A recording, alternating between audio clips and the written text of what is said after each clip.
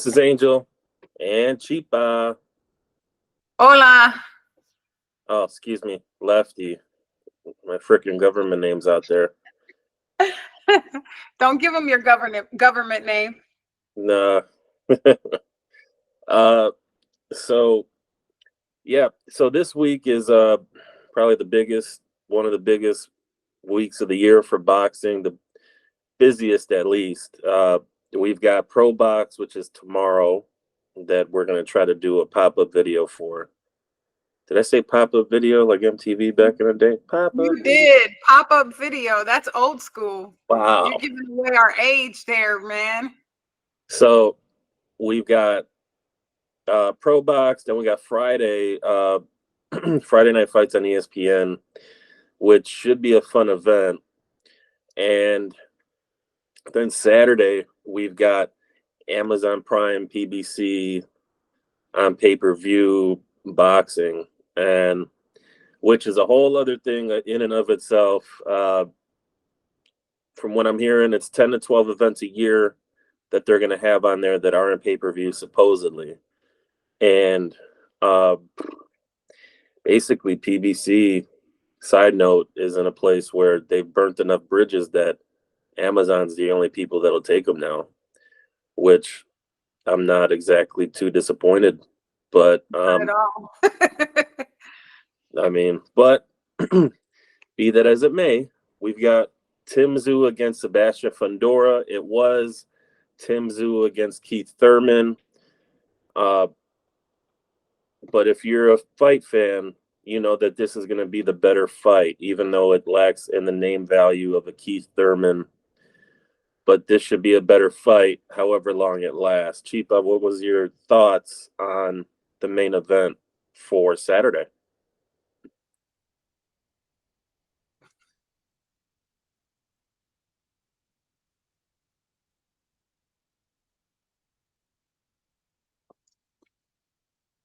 All right, so she'll get back to us, and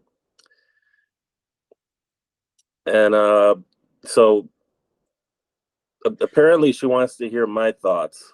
My thoughts are she's cracking up, but you can't see her because she just she basically had a brain meltdown. I don't know what happened over there, but Wait a minute. In my defense, I've watched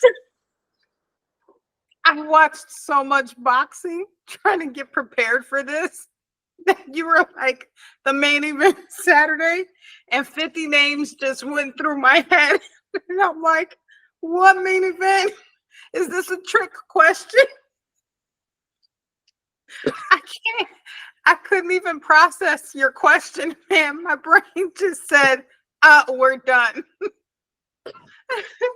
Oh, bro. So for Tim Tszyu and Sebastian Fundora, what were your thoughts? It's just the way that you said it. It made it seem like you were talking about a whole different fight. You know what I'm saying? So, you know, I'll say this as a fan, I'm one that doesn't keep track of the cards and the undercards, you know, right? So I just watch the fighters. I don't know where they come in down the line. So he's like, oh, the main event. And I'm just like, did I study for this one? Did I miss one? Crap. Was I asleep? No. So overall, I like Fundora as a boxer. Initially, some of the early footage that you sent to me, I liked it. You know, he was active for such a tall boxer. You know, he was active and he was right from a standpoint of close range. He wasn't just, you know, I'm a short person. So as a short person speaking to a tall person, I can say that it's frustrating. And now I'm not a boxer, so I'm not skilled. Boxers are supposed to be able to get past this, but it's frustrating to see a boxer use such a big arm reach, you know, to keep somebody on the outside, right? In a boxing match like that, the person who's shorter has a clear disadvantage in that they have to take some heat in order to get on the inside. Fundora is not that boxer. He hasn't been that boxer, right? At least for a while there. Some of the early footage that you see, he's toe to toe. I mean, that the first fight that I saw of his, when he was literally, him and the opponent, they didn't use very much of the ring space at all. Like, they literally didn't use a whole bunch of real estate. That I like in him. How well it matches up against what Sue has. He's a little bit more he's a little bit more, I don't know, brutal, maybe to say. There goes that dang word again. I gotta find like a thesaurus or something so that I could get away from the word brutal. But he is a little bit more brutal in the way he comes to you. So, Fundora also has some power. A lot of people think all that arms, his arms aren't gonna bring no heat because they're so tiny or so skinny from a standpoint of they're super long, but he does bring some heat. Yeah, the book on Fundora is that he's basically a physical anomaly. He's the same height as Lennox Lewis was, but at 154, which makes no sense.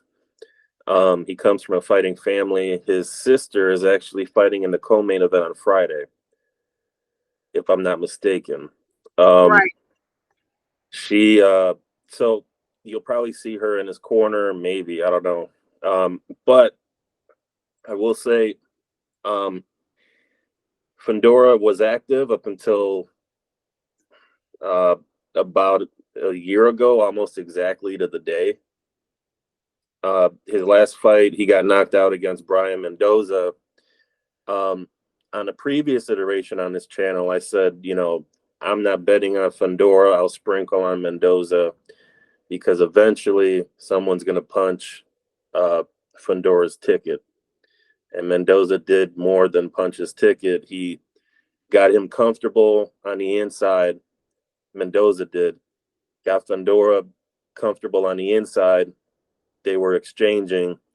And then he used an opportunity to land an overhand right, I believe it was. Yeah. And, up until that point, Fundora had showed that you can hurt him. Erickson Lubin was in the fight, and he just couldn't maintain what he was doing, and he was getting busted up pretty bad. Fundora got knocked down once in that fight. So coming into this, yeah, Lubin was really busted up. Lubin was super busted up. His jaw was like out to here. Mm-hmm. And he had a third eye knot. Yeah, he did. So Mendoza, like, I expect Tim Tszyu to be very similar in his approach. They pretty much have the same body type, same height, similar reach. They throw the same kind of punches. I think Tim Tszyu might be a little bit harder puncher. I actually think he has more boxing ability than Mendoza. Tim Tszyu pretty good. And from my point of view, I would roll with they got the over under set at 7.5. So midway through the 8th round, that number looks like it's pretty legit. So I can't really say one way or the other. I would try to favor a parlay of a particular round, trying to, pass 4 or 5. I think Fundora gets past 5.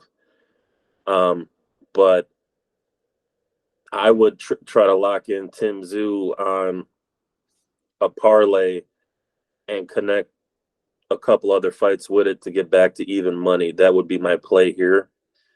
I think Tim Tszyu gets the knockout, and there's room for that. So you could even go Tim Tszyu by knockout. I'm not sure what exactly that number is right now, but the bookies are not expecting it to go 12 when you set a 7.5 over under. So that's where my prediction is for the fight. And I'd also look for Tim Tszyu to get inside, Fundora to try to stay outside, but that never lasts in his fights. And I expect an overhand right on the inside because Fundora stands straight up when he's chest to chest. And that's just asking for an overhand right left hook combination. That's what I see. Yeah, I think that there's a part of me that wants to say, obviously the same what the numbers say. I guess personally, I just do I kind of like Fundora. I like his story. Let's say that. Sometimes women get involved in the story, the background. Because of what is that? The responsibility for that lies with the announcers because they always give you a good background. He's a family fighter. His sister fights. He was sparring with his sister on Thanksgiving. I wonder who won that fight. They always give you the background, right? And family always speaks to my heart. So there's a part of me that wants Fundora to go in there and my personal favorite from a standpoint of not technical ability, but wants him to go in there and win. But Sue, I have to respect Sue. Sue, he has a lot of diversity that he had to overcome, to get to that point. And ultimately, he's just a respectable boxer. Like he's technical, like very technical. Also, the Charlo brother that fought Canelo ducked him for over 2 years. Yeah. They fought him. They fought with the same manager / promoter for years, and you still couldn't get that dude to fight him. Still couldn't. So that says all you need to know right there. But yeah, lock him in a parlay. If you want to go Tim Tszyu by knockout, I would do that too. Fundora's there to be hit, and it's just that simple. I mean, how many fights have I picked against Puerto Rican fighters? I do not care. We're about trying to make some money. So is Fundora Puerto Rican? No, I'm just saying, Oh, okay. I like Fundora too, but you can't fight like that at that height and expect not to get hit. And your chin's already been cracked a couple times. Yeah, he did go down. That was very disappointing. But one of the things that I liked about it, if he would just go back to his first few fights that I seen, his first few fights were pretty solid technically, and it seemed like you said about a year ago. But fundamentally, he stepped away from being the aggressor, and he started becoming more passive. And I don't know if it's that there's a hit that comes so hard that it makes a boxer